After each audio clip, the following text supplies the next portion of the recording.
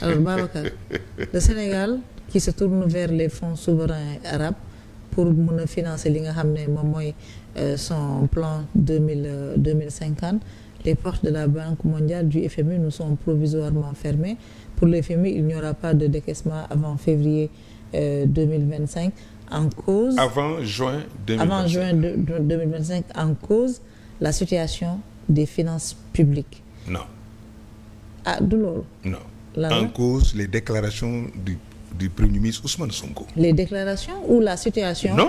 Ou Non. l'évocation de la situation preuve, des pourquoi finances le Fonds monétaire dit j'attends de voir le résultat de l'audit de la Cour des comptes. des Ça veut dire comptes. que c'est pas ça qui est en cause. Ce qui est en cause, c'est justement les déclarations du Premier ministre qui ont été, et lui-même il a reconnu.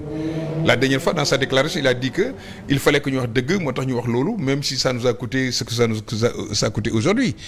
Pour revenir au financement du développement ay fonds souverains, c'est pas nouveau que le Sénégal s'oriente vers le Qatar wala les Émirats arabes unis wala l'Arabie saoudite.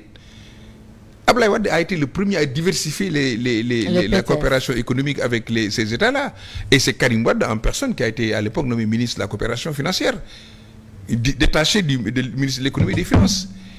C'est pas maintenant qu'on a commencé à c'est nous qui avons renoué avec davantage avec les pays comme la Turquie, comme l'Iran, qui étaient des pays non fréquentables. N'est-ce pas? Donc c'est pas nouveau que le Sénégal diversifie maanaam di ubbi maanaam ñi muy amal coopération ci wàllu koom loolu du tey du gan bu amee tant mieux on applaudit, mais ça ne veut pas dire aussi que le Sénégal doit rompre avec ses relations traditionnelles avec la France et d'autres pays de l'Europe. Parce que sous Wade et même sous Macky, encore plus sous Wade, Sénégal, en plus d'avoir les PTF traditionnels, dafa ouvrir vers la Chine, la Turquie ak le monde arabe. C'est pas nouveau. Mais aujourd'hui, c'est-à-dire dafa mel ni la coopération avec les PTF traditionnels, elle bat un peu de l'aile. Non, bien sûr, ça bat de l'aile dans la démarche. Il y a toujours eu des problèmes de finances publiques au Sénégal. Les présidents qui étaient là ont pu garder avec les bailleurs de fonds ce que tu appelles PTF, les traditionnels, ay relations yu tax suñu amee ay problèmes ñu réglé ko ñoom. yaa xayti Maïmouna, tu as reçu ici quelqu'un qui parlait donc de ce que Madame Sarkozy avait fait pour le président Macky Sall. Bourget. Il faut le rectifier. Mooy l'aide budgétaire. L'aide budgétaire était de 87 milliards. C'était pas 280 millions d'euros. C'est pas vrai. D'abord. Ensuite, le président Macky Sall, il l'a pas fait. Comment le président Macky Sall peut-il demander à la France de l'aider alors qu'il ne sait même pas ce qui se passe dans le pays parce qu'il n'a pas encore pris le pouvoir? Quand je dis prendre le pouvoir, moi, il n'a pas pris, on ne lui a pas transmis les pouvoirs. Il ne s'est pas encore installé. C'est ce que j'ai entendu ton interlocuteur la dernière fois dire. Il faut quand même qu'on respecte les Sénégalais sur ce point-là.